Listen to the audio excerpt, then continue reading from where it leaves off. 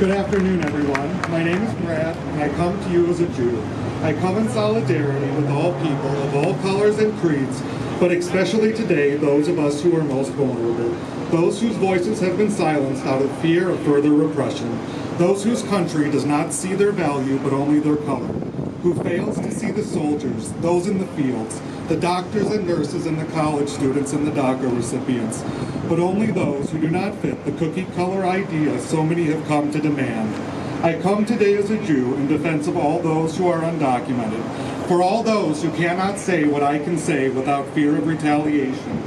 The Torah tells us, you shall not oppress a stranger, for you know the feelings of a stranger, having yourselves been the strangers in the land of Egypt.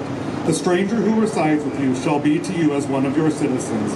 You shall love him as yourself, for you were strangers in the land of Egypt. How many of our friends, family, and politicians have forgotten this? Have you stood up to them? However, America was built on the idea that there are no strangers, only those coming for a better life, and we have forgotten this ideal, just as we have forgotten those, we've forgotten those and what we stand for.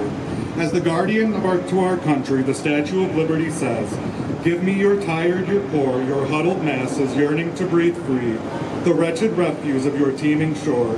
Send me the homeless, tempest-tossed to me. I lift my lamp beside the golden door." Unfortunately, our welcome call has become nothing but a part of history.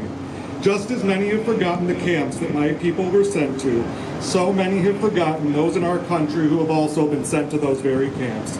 As we were rounded up by the Gestapo and the SS, today so many among us, including many here, live in fear of being rounded up by the modern Gestapo and SS, or as we call them, ICE and the Border Patrol, or many other federal agencies not designed to lift us up and protect us, but to strike fear in our brothers and sisters.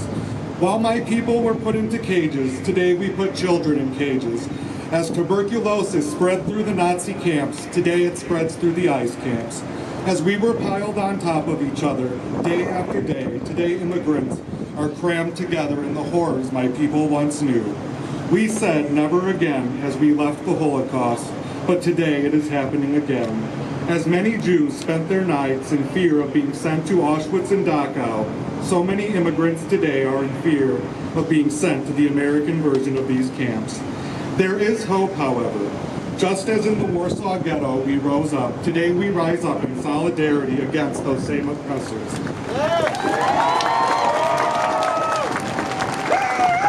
To all those in the audience of privilege, and you know exactly who I am speaking to you, are you willing to be one to hide and protect those in fear of being rounded up, looking for a better life, not for themselves, but for their children and grandchildren? Are you willing this very day to defend the most vulnerable among us? Are you willing to sacrifice your freedom to preserve the freedom of all? I'll leave you with one of the most important phrases in Judaism. The word in Hebrew is zedek. Ruth Bader Ginsburg has this outside of the door as you enter her chambers. It means justice. Justice you shall pursue. How many here are willing to fight for that justice for all those who need it and whose voices have been silenced? Thank you for this opportunity to speak to you, and I'm proud to stand in solidarity.